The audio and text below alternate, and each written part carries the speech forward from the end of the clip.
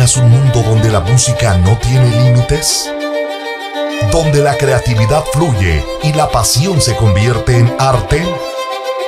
En Semillas, Academia de Música, cultivamos el talento musical desde la raíz. Nuestra misión es formar músicos integrales, capaces de leer, interpretar, improvisar y crear música en cualquier entorno. ¿Qué nos hace diferentes? Nuestro programa de estudios es completo y secuenciado, diseñado para potenciar todas las habilidades musicales desde la primera infancia. En Semillas aprendes a leer música, a tocar tu instrumento, a improvisar, a crear y a disfrutar de la música en todas sus formas. En Semillas, Academia de Música, te ayudamos a descubrir tu potencial musical y a convertirte en el músico que siempre has querido ser. Inscríbete hoy mismo y comienza a cultivar tu talento.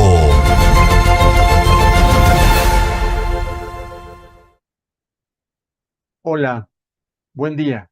Es un gusto para mí estar una vez más aquí contigo, con ustedes, para llevar a cabo nuestra segunda jornada de aprendizaje de la materia de apologética. Este día vamos a compartir, voy a compartirte la pantalla, la presentación, y ahí debes estar, ahí estás, justo estás ahí ya pudiendo ver el inicio de nuestra presentación de hoy. Apologética, hoy es la jornada 2, la primera sesión, ¿vale? Entonces, avancemos o iniciamos. Para mí es un gusto darte la bienvenida y compartir contigo este tiempo y vayamos para allá. Hoy iniciamos con un término que va a ser muy bueno para nuestro glosario, ¿verdad? Para nuestra actividad de glosario, y este es epistemología. Cuando hablamos de epistemología, nos estamos refiriendo a la teoría de los fundamentos y métodos del conocimiento científico. O sea, es el estudio de cómo se obtiene el conocimiento humano, de cómo se obtiene el conocimiento humano. Eh, de aquí vienen una cuestión interesante, antes de avanzar. Fíjate, hay 4 preguntas que hemos de responder durante esta jornada, y hay algunas de ellas todavía en las que vienen, y que son estas. ¿Cómo sabemos, cómo conocemos lo que sabemos? ¿Cómo conocemos lo que sabemos? ¿Qué principios son necesarios para hacer posible el conocimiento? ¿Qué presuposiciones se requieren para hacer posible un discurso comprensible?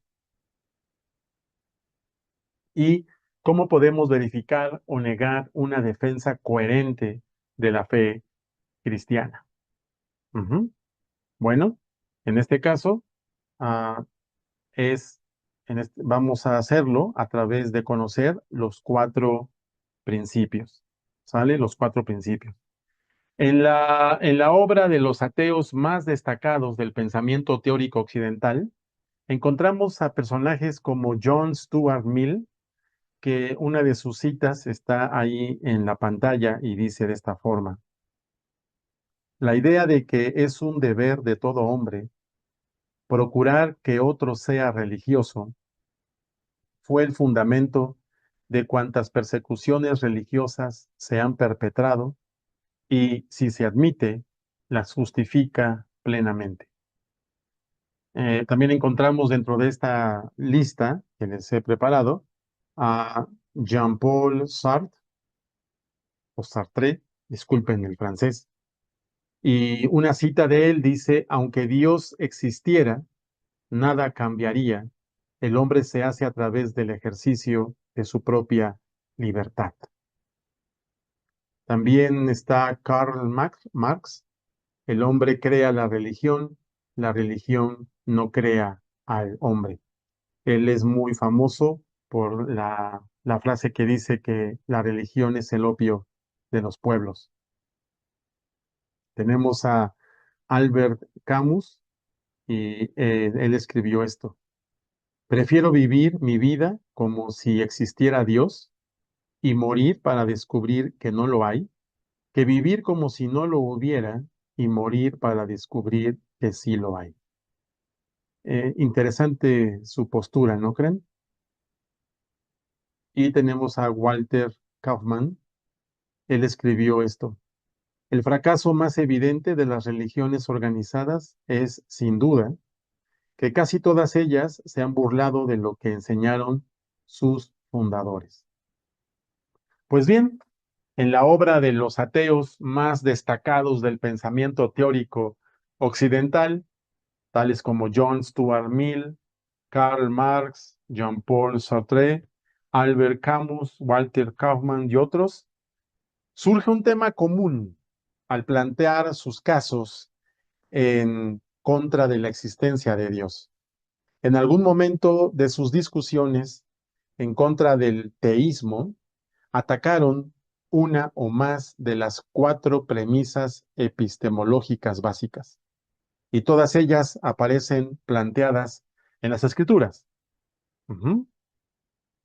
Estas cuatro premisas son: uno, la ley de la no contradicción. Segundo, la ley de la causalidad. Tercero, la confianza básica, aunque no perfecta, de la percepción sensorial. Y cuarta, el uso analógico del idioma. Ujú. Los famosos cuatro principios. Muchos de los intentos de los ateos por destruir el caso a favor de Dios incluyen un rechazo de estas leyes fundamentales o de la base para obtener el conocimiento. La razón principal de por qué nos vamos a enfocar en estos principios es para que los cristianos seamos estimulados a no negociarlos cuando defendemos la fe. Ujú. Ah, y es importante. La Biblia establece ciertas presuposiciones o suposiciones previas cuando comunica su verdad a quienes la escuchan. Y puesto que la Biblia es la palabra de Dios, las presuposiciones que en ella se encuentran en el mismo Dios y por lo tanto son otorgadas a sus criaturas, puesto que Dios nos ha creado como seres racionales, sensibles y con la capacidad de comunicar, ¿no? Y esto que he mencionado, pues es otra manera de decir que Dios nos ha hecho a su imagen. Ujú. Así que vamos a ver la primera de ellas, que es la ley de la no contradicción.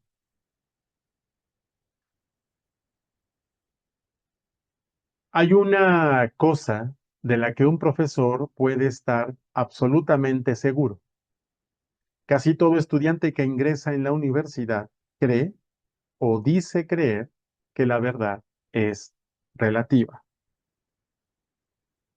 La relatividad de la verdad no es una idea teórica, sino un postulado moral, la condición de una sociedad libre, o así por lo menos la ven.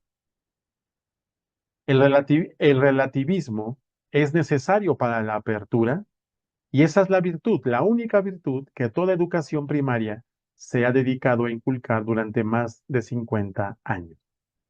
Te presento a Alan Bloom, autor del libro que en español lleva por nombre El cierre de la mente moderna. Ahí está, mira, el cierre de la mente americana. Ujú. Él, él, eh, lo escribió en 1987, ya casi van a ser del 87, 87 es 97, 2007, 2017 2027, casi 40 años, ¿no? Hace casi 40 años. Entonces, el cierre de la mente moderna. Y Bloom critica la universidad eh, estadounidense contemporánea, y cómo él ve que está fallando a sus estudiantes. Ujú. Eh, Cómo han dejado de enseñar a los jóvenes a pensar de forma profunda y crítica. Según él, muchos estudiantes llegan a la universidad sin una base sólida en cultura, en filosofía o literatura, y en lugar de aprender a buscar la verdad, se conforman con ideas superficiales y modas del momento. Así que él ataca, ¿no?, a lo largo del libro, el relativismo moral que según él se ha apoderado, repito, de las universidades americanas por la barrera que construye alrededor de las nociones de la verdad, del pensamiento crítico y del conocimiento genuino. Am, Él dice que esto ha cerrado sus mentes porque ya no están abiertos a aprender de los grandes pensadores del pasado ni a desarrollar un pensamiento propio y sólido.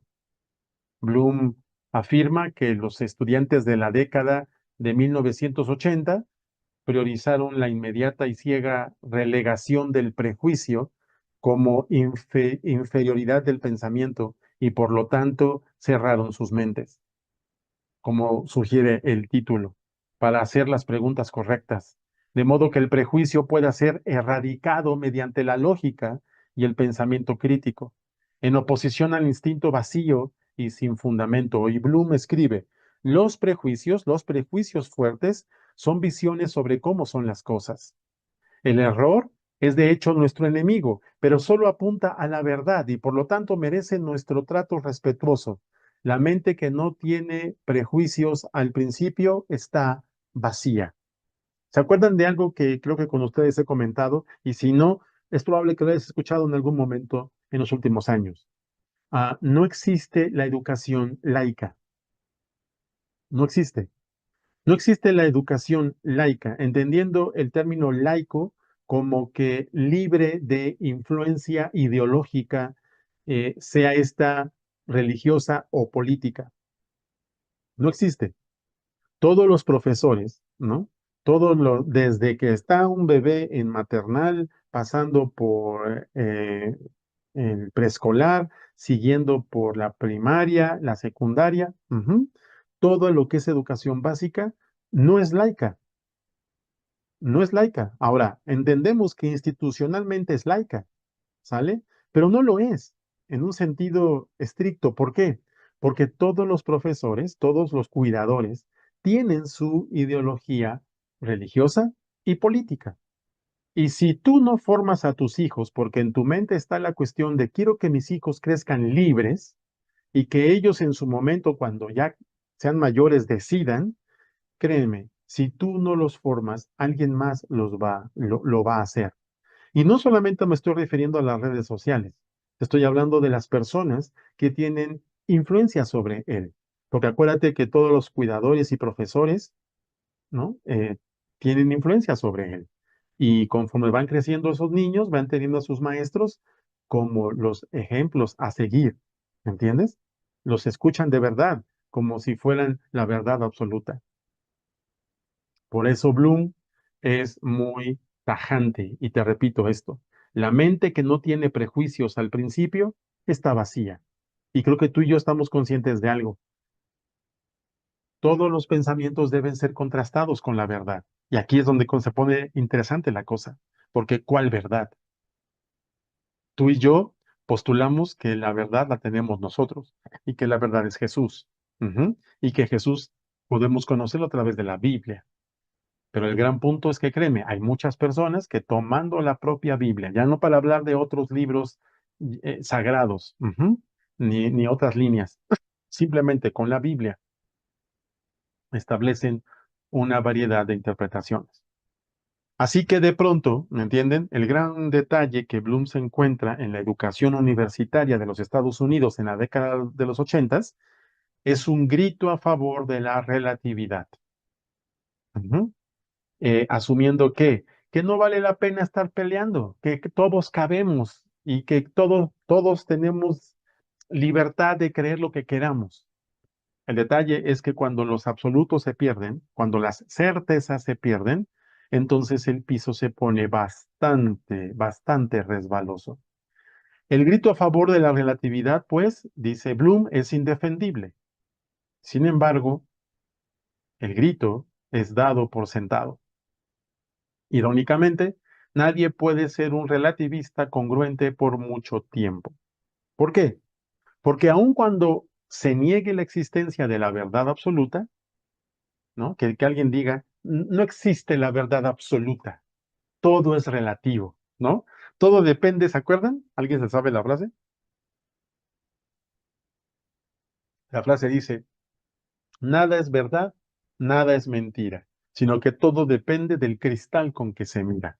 Bueno, pues aunque se niegue la existencia de la verdad absoluta, quienes la niegan afirman por lo menos un absoluto. ¿Cuál es este? Que no existe ningún absoluto. Si no hay verdad absoluta, entonces, ¿no? Y ellos dicen, no existe la verdad absoluta, no creo en los absolutos, no hay absolutos, pues ¿qué crees? Ya estás afirmando que no existe entonces ningún absoluto y ese es un absoluto en sí mismo. Bloom escribe acerca del relativismo cultural y él habla y dice, el relativismo destruye la posibilidad de una educación liberal porque niega que haya algo que valga la pena aprender. Bloom critica que al creer que todas las opiniones son igualmente válidas, los estudiantes ya no buscan la verdad ni se esfuerzan por entender ideas profundas. Tremendamente es lo que estamos viviendo hoy. Ya no estamos, ¿se acuerdan de la posmodernidad? Hoy nos encontramos en la posmodernidad, lo que viene siendo algo que se conoce como la sociedad líquida. Cuando habla sobre la pérdida de profundidad intelectual en este libro, él dice, los estudiantes han perdido el hábito de leer a los grandes autores del pasado y con ello la capacidad de pensar con claridad. Aquí señala cómo la falta de contacto con los clásicos ha empobrecido el pensamiento crítico. Si Bloom viviera en esta época, ¿no? Sería tremendo lo que le encontraría. ¿No creen que estamos seguros de ello? Porque ya no son, si en ese momento los clásicos ya no se leían, hoy ya no. Hoy cualquier persona hace un comentario, ¿no? En una de las redes sociales más famosas y es tomado como una verdad. Es interesante esto que acabo de mencionarles, ¿no? Que acabo de expresarles. Sobre la educación universitaria, Bloom dice lo siguiente. La universidad ya no forma el alma del estudiante. Ok, va de nuevo. La universidad, la universidad ya no forma el alma del estudiante, sino que simplemente lo adapta a la sociedad. Bloom lamenta que la educación se haya vuelto más práctica y menos formativa en términos de carácter y pensamiento. Ups.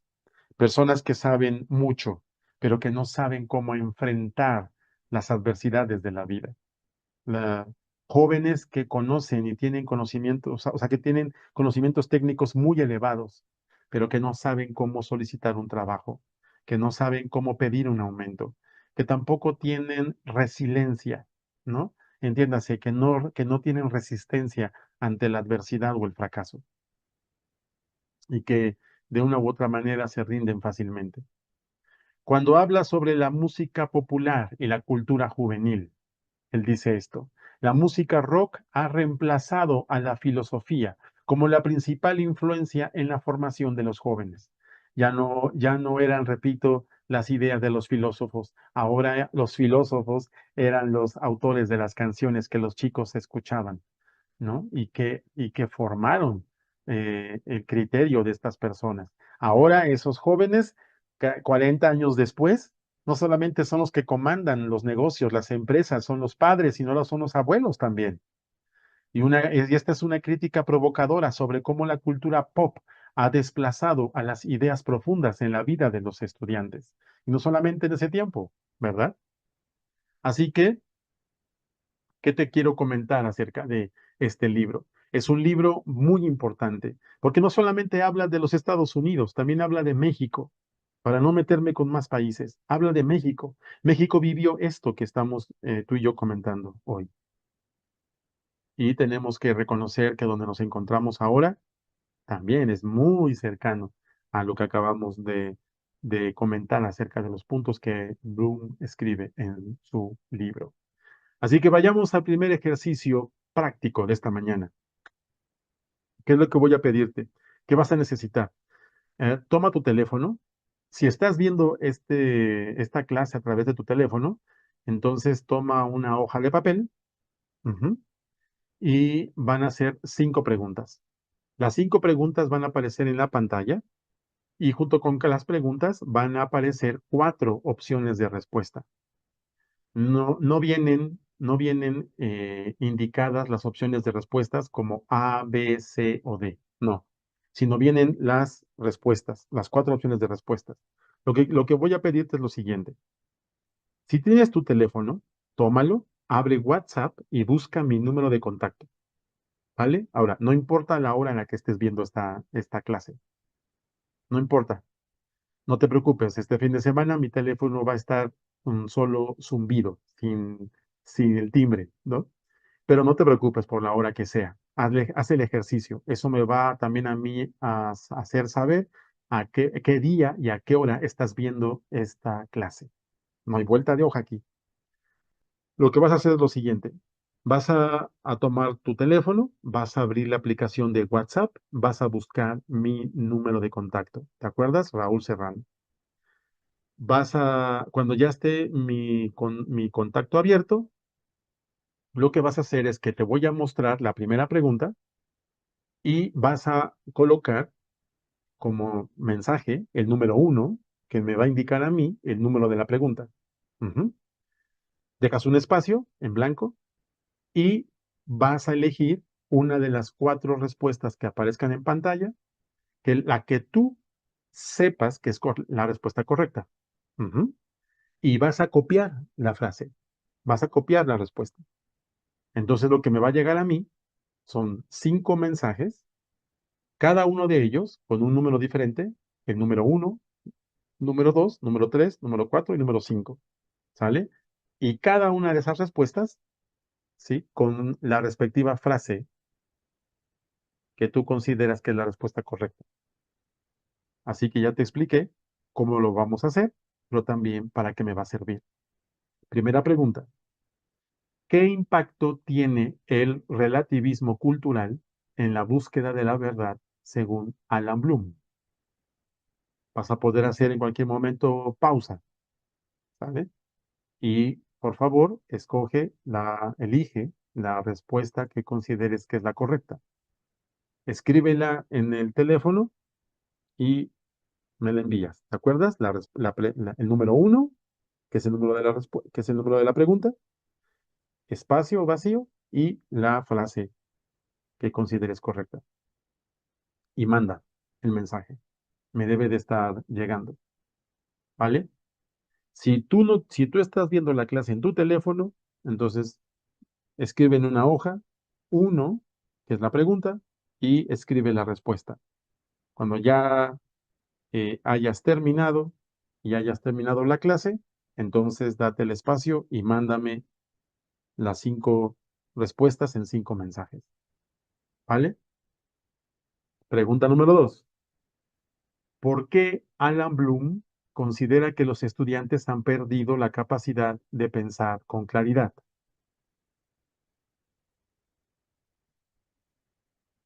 Lo mismo, puedes hacer pausa. ¿Mm? Pregunta número 3. Según Alan Bloom, ¿cuál es el principal objetivo perdido en la educación universitaria moderna?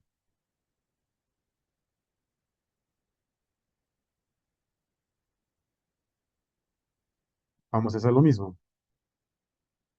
Pregunta número 4. ¿Qué crítica hace Alan Bloom sobre la influencia de la música rock en los jóvenes?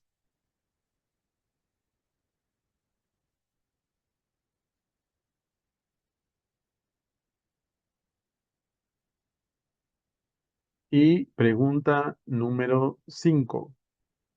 ¿Qué propone Alan Bloom para recuperar la profundidad intelectual en los estudiantes?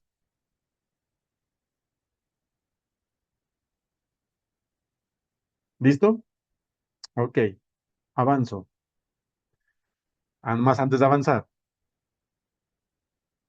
este libro, El cierre de la mente moderna, es un libro bien importante porque nos sirve a nosotros dentro de la clase de apologética para darnos cuenta la influencia que tuvo toda esa, mm, todo ese modelado de la educación universitaria en Estados Unidos y cómo influyó también en México, lógico, y en otros países, ¿vale? Qué tremendo es aceptar o darnos cuenta de que ah, una postura de movernos en relativismo, no teniendo ni asumiendo ninguna certeza, ninguna convicción, es más peligrosa que adoptar una postura.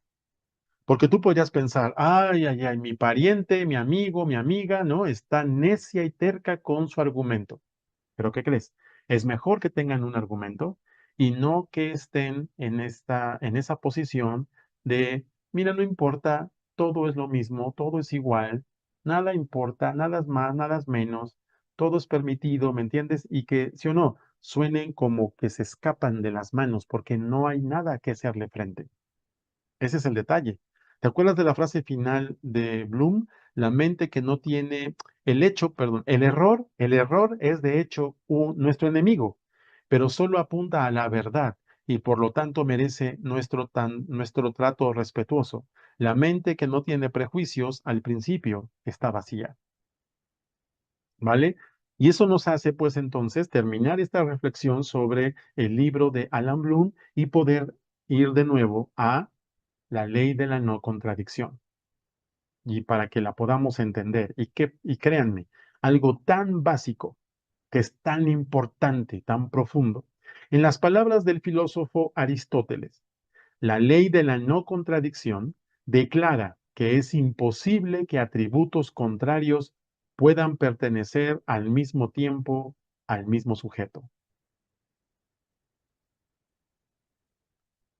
Otra manera de decirlo, una cosa,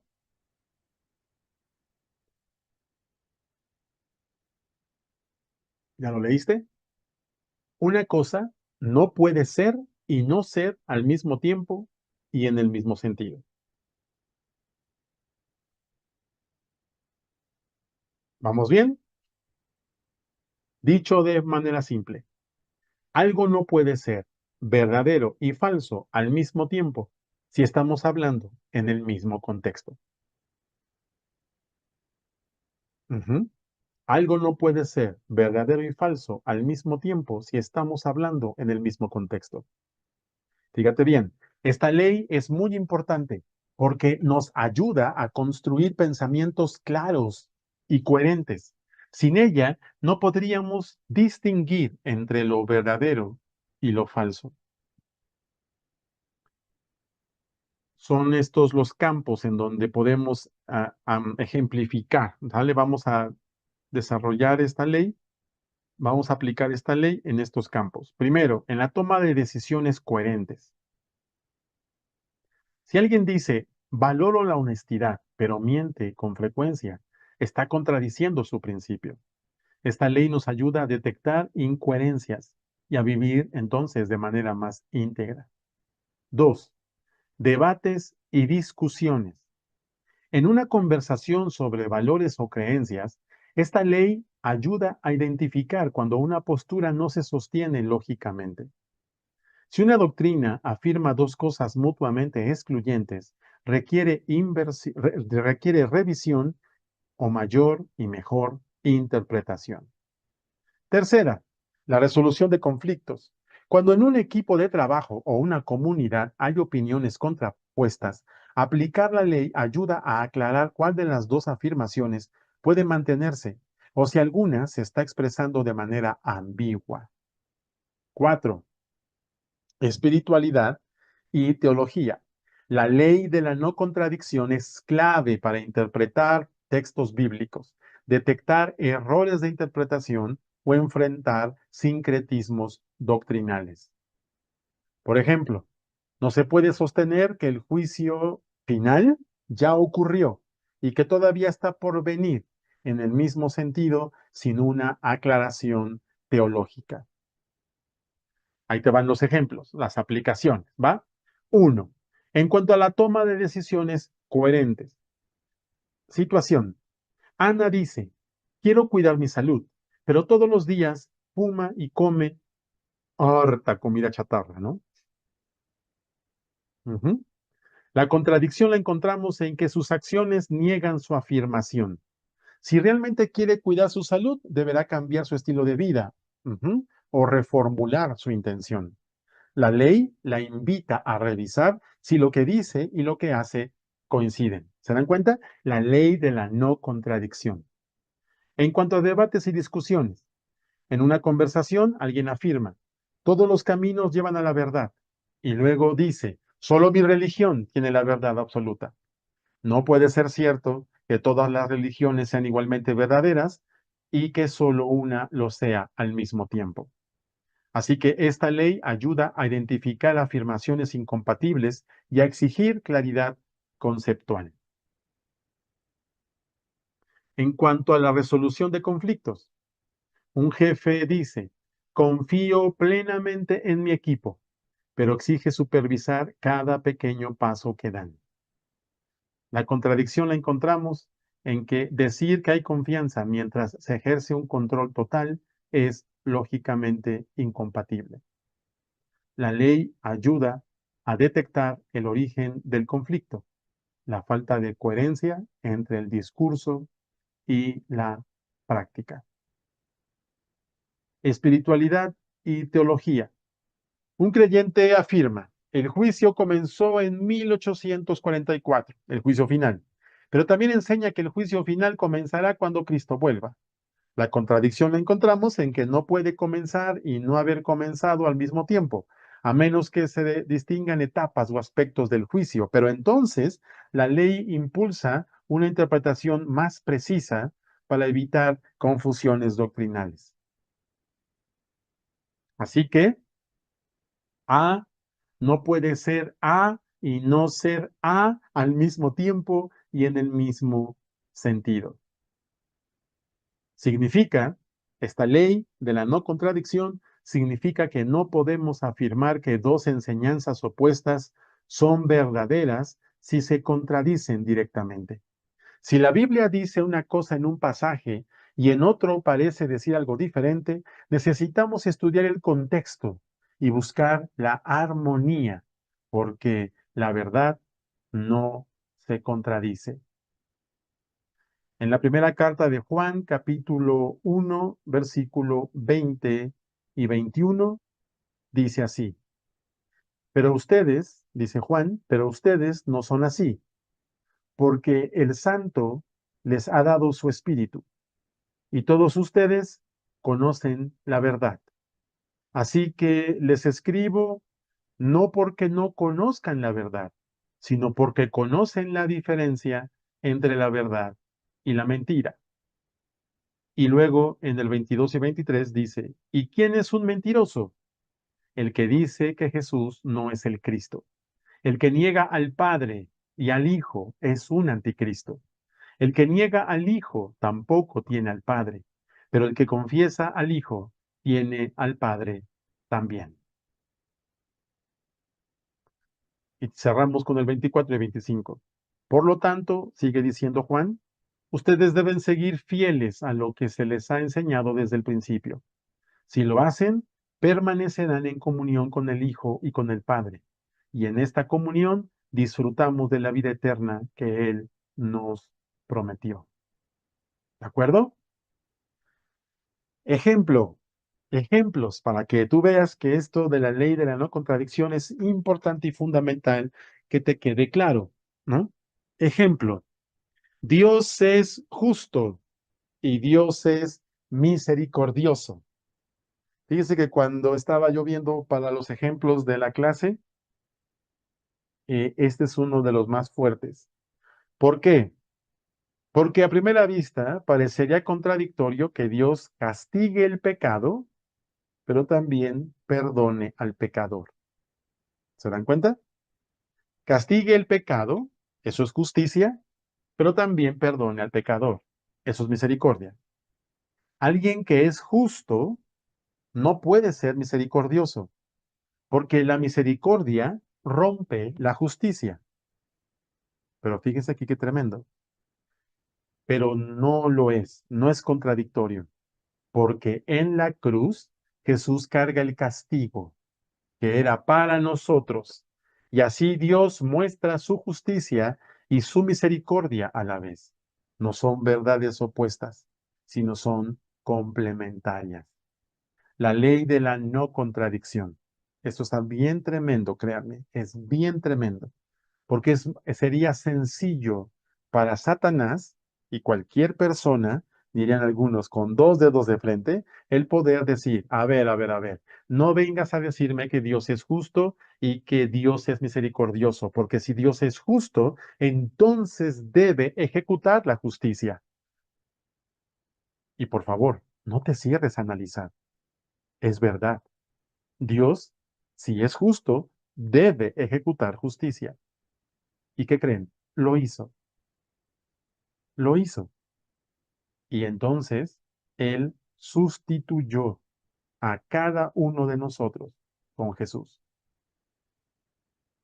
No solamente rompimos el cristal, no solamente entonces Dios nos perdonó, sino que Dios pagó el vidrio que rompimos. Otro ejemplo, Jesús es Dios y Jesús es hombre. Esto parece una contradicción, pero los cristianos creen en la unión hipostática, en la unión hipostática. Ujú. Bajo esta premisa, quiero poner, Jesús es verdaderamente Dios y verdaderamente hombre, sin mezcla ni confusión, lo cual es un misterio profundo, pero no una contradicción, ya que no está diciendo que sea una cosa y la contraria al mismo tiempo y en el mismo sentido. Ujú. Ah, Cuando decimos unión hipostática, el término hipostática viene del griego hipóstasis, que significa subsistencia o persona. Subsistencia o persona. En el contexto de la unión, se refiere a la unión de las dos naturalezas en una sola persona, la persona de Jesucristo. Ujú. Y en Jesús coexisten dos naturalezas completas y distintas, la divina y la humana, sin confusión, no se confunden, no se mezclan, pero están en una sola persona. Ujú. Es tremendo, ¿no? Otro, la salvación es por gracia, no por obras. Efesios 2, versículos 8 al 9. Puedes poner pausa si quieres ir a revisar el texto. Algunos aquí malinterpretan Santiago capítulo 2, versículo 17, donde Santiago escribe que la fe sin obras está muerta. La fe sin obras, la fe sin obras está muerta, como si contradijera esta idea, que la salvación es por gracia, no por que la salvación es por gracia, no por obras. Y aquí la gente de pronto dice, la salvación es por gracia, no por obras, pero si Santiago dice que la fe sin obras está muerta, ¿ok? Al aplicar la ley de la no contradicción, se entiende que Pablo y Santiago, fíjate, hablaban de dos cosas distintas. Pablo dice que las obras no nos salvan y Santiago nos dice que una fe auténtica produce obras. No se contradicen, se complementan. Créeme, esto no es complicado. Solo tenemos que sentarnos y leer, porque aquí es donde, reitero, se da todo el sentido para un análisis correcto del texto. Y luego, y luego vamos a entrar a la ley de la no contradicción versus la posmodernidad, o sea, donde nos encontramos hoy. Pero voy a darte unos minutos, vamos a detenernos aquí. Toma unos minutos para hacer una pausa, ve al sanitario, toma algo y nos vemos en unos minutos. ¿Vale? Gracias. Hola, aquí estamos y nos encontramos ya listos para nuestra segunda hora de trabajo de este día. Espero que ya hayas enviado